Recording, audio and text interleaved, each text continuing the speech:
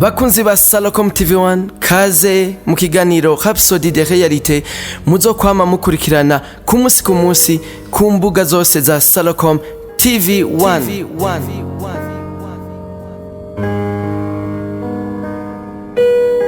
Shalom shalom bakunzi ba Salocom TV1 kaze mu kiganiro Rhapsodie de Realites mushikirizwa na Irambo na Gile. Tubibutse yuko ikiganiro cama kigizwe n'ibice bitatu. Turi ku munsi wa mbere itariki 26 ukwezi k'umunani umwaka w'ibihumbi 2024. Ijambo ry'umunsi twarakuwe ko urupfu.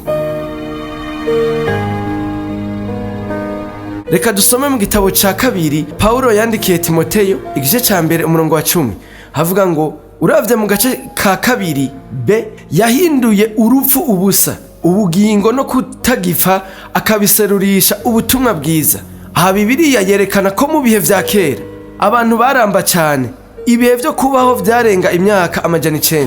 Nuko rero uko icyaha cyakomeye igihe cyo kubaho caragabanutse nkuko tubibona mu itanguriro igice ca 6 umurongo wa 3 ho havuga ko kubw'icyaha igihe cyo kubaho c'abantu cyagarukiye ku myaka 120. Mose mu mazaburi yiwe yarerekanye ko kubw'icyaha igihe cyo kubaho c'umuntu cari imyaka 70 canke 80 ku bantu bari basanzwe bakomeye. No mu gihe c'ubusaza ubuzima bw'umuntu bwaba bwuzuye umuruho n'umururazi bikarangizwa n'urupfu nkuko tubibona muri Zaburi 90 uhereye ku murongo w'8 gushika ku murongo w'10. Umwami Yesu yaje kugira ngo agwanye iyo mpamvu ikomeye yako karimbi twashiriweho arico caha.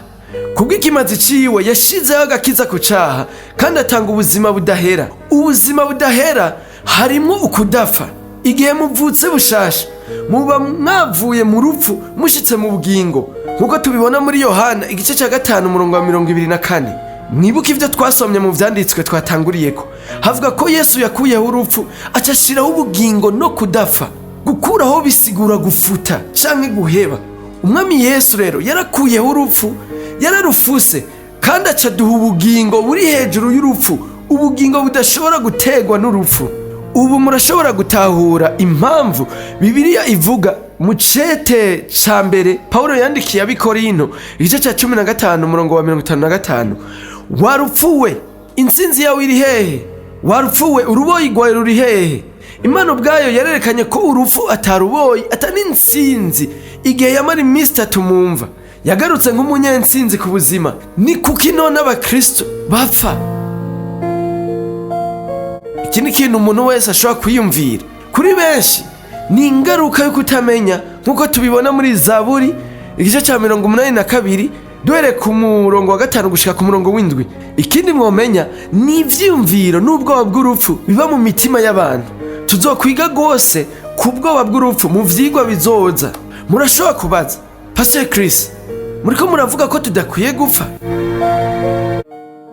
Ego cyane turafise ubushobozi bwo kubaho ibirenzo turimbi tw'isi. Bibiliya yerekana ko benshi muri twebwe tuzobaho kandi tuzokugwa mu isi igihe inzambi zovuga nkuko tubibona mu cete ca mbere Paulo yandikiye abitesalonike gice ca 4 guhera ku murongo wa 16 gushika ku murongo wa 17. Ishengero ritegerezwa kwakira kandi rikagendera mu muco w'uko kuri. Ubuzima mufise ni ubuzima bw'Imana, ubuzima bwera, si ubwa Satani, si ubw'ingwara, si ubw'urupfu no kubiteye ubwoba vy'isi. Mu cete ca kabiri Petero yandikiye ishengero uhereye mu gice ca mbere ku murongo wa 4 havuga yuko dufise kamere k'Imana kandi twamaze guhunga tuva mu ibohero riri mw'isi ryazanywe no kwifuza. Urupfu ni kimwe mu mabohero twakuweko. Haleluya! Tugiye mu gice ca kabiri kijanye n'ukwatura isengesho ry'uno munsi. Ndanse kubohwa n'ivyumviro vy'urupfu canke uturimbi tw'isi, ntambukira mu buzima bwuzuye no mu ntsinzi Kristo yaronse ku bwanje, kandi mfise amagara meza, inkomezi nyinshi no gukomera. Mfise ubuzima butera imbere bugaragaza ubushobozi n'icubahiro c'Imana mu bisata bugize ubuzima bwanje mw'izina rya Yesu, amen. Reka turangirize ikiganiro cacu kwisengesho ryo kwakira umwami Yesu Kristo nk'umwami n'umukiza. Mwami Imana, ndizera n'umutima wanje wose ko Yesu Kristo ari umwana w'Imana.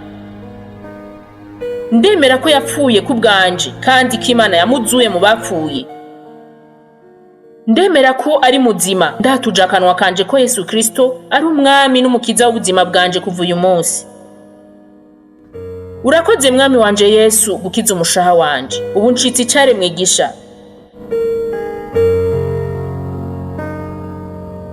Turagukeje ubu ncitse icaremwe gisha. Hari ico ubaza kugira ngo ushobore kubandanya ukura mu buzima ru Kristo, hamagara kuri 61 40 ubusa ubusa 14. Murakoze.